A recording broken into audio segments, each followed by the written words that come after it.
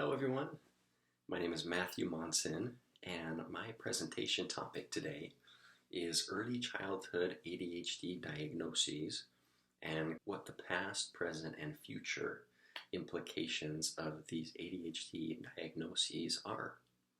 Within the past decade, an amazing amount of research and understanding has been gained concerning childhood ADHD diagnoses and their implications. So ADHD, just as background, contextual knowledge, it is a learning disorder and also known as a neurodevelopmental disorder that affects children very early on. And just to start off with some statistics here, the current estimated number of children ages 2 to 17 that are diagnosed with ADHD in 2021 is 9.4% of the population, which is 6.1 million children. Of those children, 388,000 of children ages from 2 to 5 were diagnosed. ADHD has been classified as the second most common learning disorder, second to dyslexia in children. And while a big part of the population of children have been diagnosed, there is still a large quantity of kids that are affected that have gone undiagnosed. Allow me to explain why diagnosing a child with ADHD can be so difficult.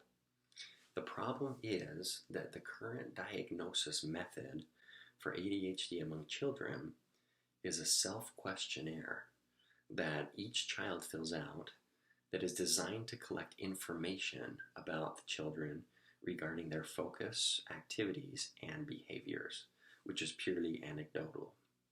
Children rate themselves on a scale from 1 to 5 for each question. Although these diagnostic surveys are a great self-evaluation measure, they are also very subjective and are open to bias and manipulation. Here's what a standard ADHD self-report scale looks like.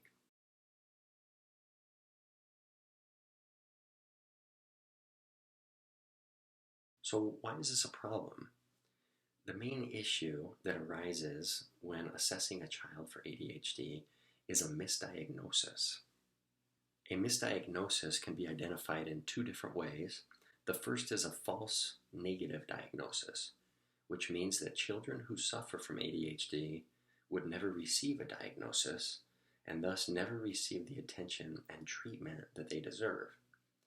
Now the opposite, which is a false positive diagnosis, would mean that children who don't have ADHD would be diagnosed and would be given treatment, which includes highly addictive medication for a condition that they don't have. Hopefully you are starting to see why this could be so problematic, not just for these individuals, but also for society. I believe there's a lot of room for improvement in the current ADHD diagnosis, especially among children. So what does the future look like? A study published in 2017 has provided us essential information that could prove to be groundbreaking towards a more accurate diagnosis of ADHD. A study was performed on a group of children and young adults of 72 participants. 31 of these participants that were diagnosed with ADHD and 41 participants without.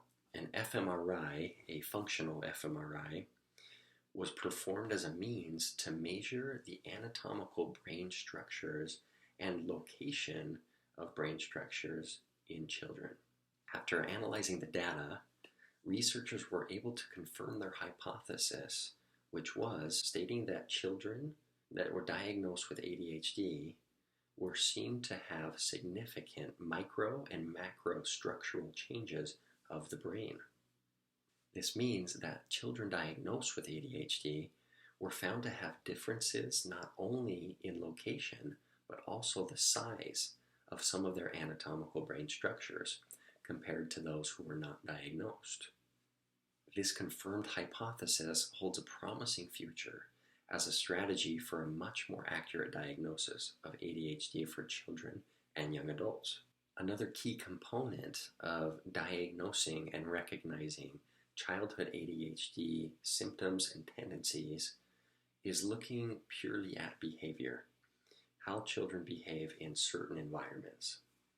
Current literature has pointed to the direction of further analyzing children's behaviors early on and being able to better predict their future outcomes of ADHD diagnoses. In future research, I would like to see a more in-depth analysis of early childhood behavior and its association with an ADHD diagnosis later in life. I would also like to see more studies utilizing this fMRI technology as a future strategy for the development of a biomarker of ADHD, which would provide us a much more accurate diagnosis. The research of childhood ADHD diagnoses are promising, and they are bright. We are working towards finding a better and more accurate diagnosis method for children. If we're able to do so, it would help so many millions of children out in the world get help for what they are struggling with, and also help mitigate risk for those that aren't in need of help. Thank you guys for watching, and here's to a brighter future.